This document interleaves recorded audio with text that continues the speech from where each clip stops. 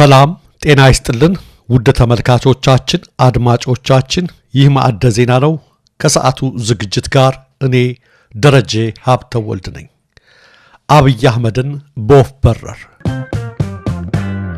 ገዢው ፓርቲ ከአርብ ጀምሮ እስከ ዛሬ እሁድ ጥር 25 ቀን 2017 ዓ.ም ድረስ የሚቆየውን ሁለተኛ ጠቅላላ ጉባኤውን በአዲስ አበባ ከተማ በሚገኘው የአድዋ ድል መታሰቢያ ሙዚየም የመሰብሰቢያ አዳራሽ እያካሄደ ይገኛል።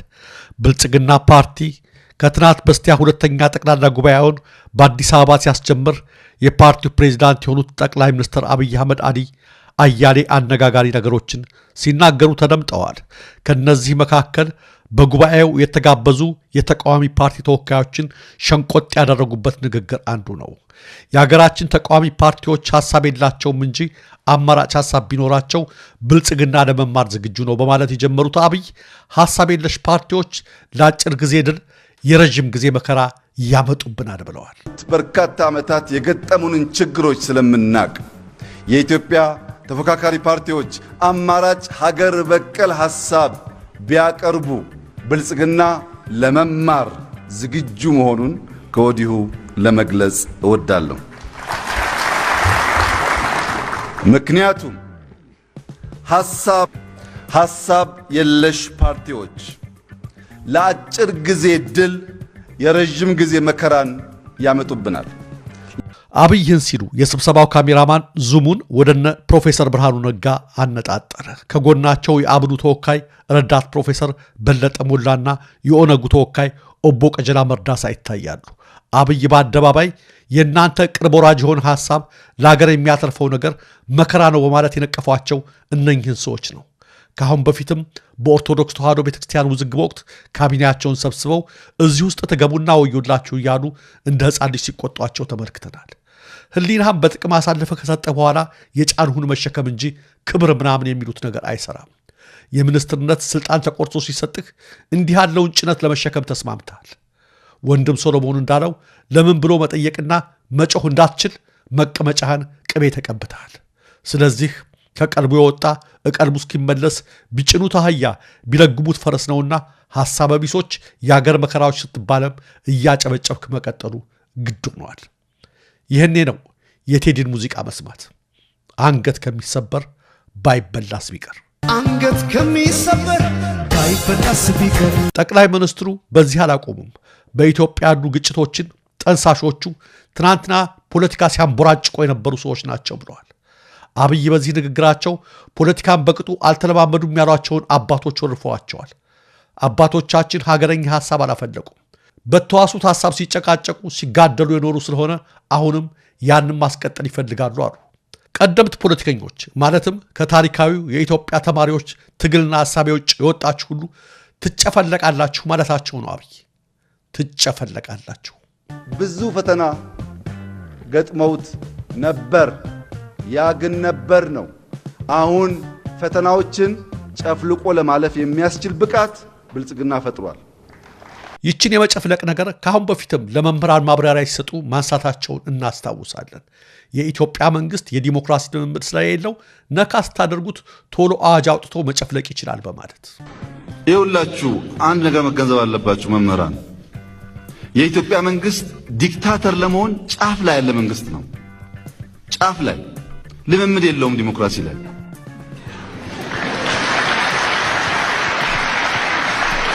እንዲያው ነካ ስታረጉት ቶሎ አዋጅ አውጥቶ ቶሎ መጨፍለቅም ማሰርም ይችላል።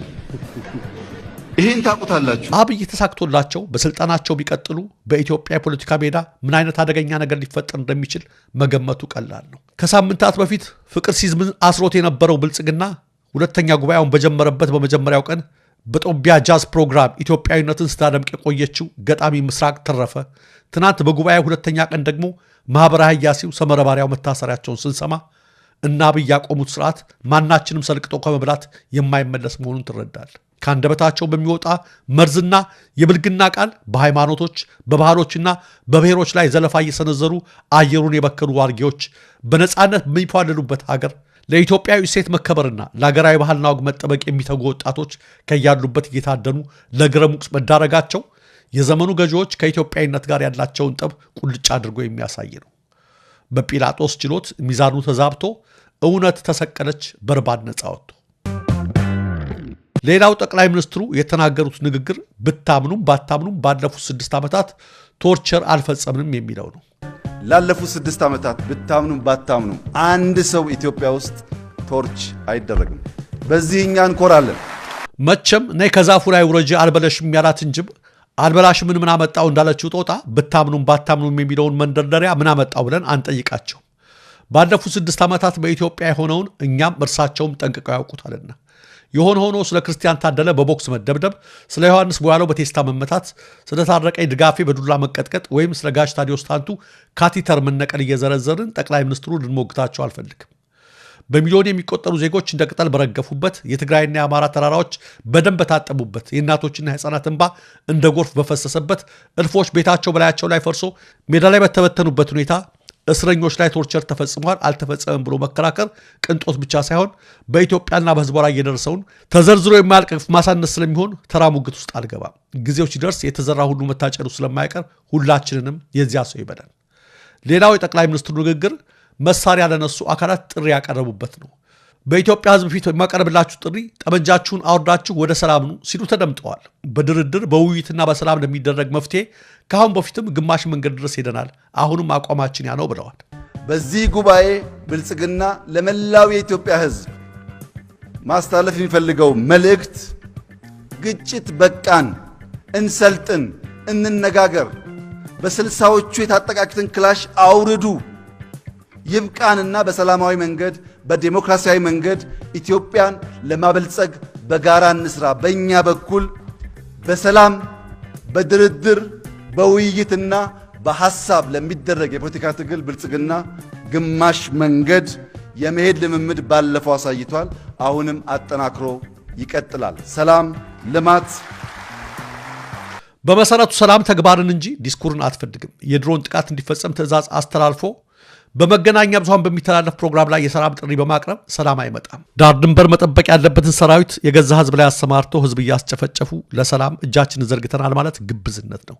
ሐሳባቸውን በነጻነት በመግለጻቸው ሳቢያ በርካታ ሰላማዊ ሰዎችን በእስር ቤት አጉረው እያሰቃዩ መሳሪያ ላነሱት ኑ በሰላም ታገሉ ብሎ ጥሪ ማቅረብ ፈሪሳዊነት ነው። ተግባር የሌለው ቃል በራሱ የሞተ ነው እንዲል ታላቁ መጽሐፍ በማያቋርጥ ጦርነት ሀገርና ሕዝብ እያወደሙ ሰላም የሚል ቃል ደጋግሞ ማሰማት ባዶ ገሮይና ከማጮህ የተለየ አይደለም። እንደሚጮህ ናስ እንደሚሿሿ ጸናጽል መሆን ነው። መጽሐፉ የሰላም ሰዎችን ከፍሬያቸው ታውቋቸዋላችሁ አለ እንጂ ከወሬያቸው ታውቋቸዋላችሁ አላለም። ሰላም ወሬ ሳይሆን ተግባር ነው የሚጠይቀው። ስለዚህ ባኮት በትንሹ የህሊና እስረኞቹን ሳይፈቱና ሕዝብ ላይ ፈተው የለቀቋቸውን ወታደሮችን ወደ ካምፕ ሳይሰበስቡ ሰላም ሰላም በሚል ባዶ ጩኸት አያደንቁሩን። ለአሁኑ ጨረስኩ።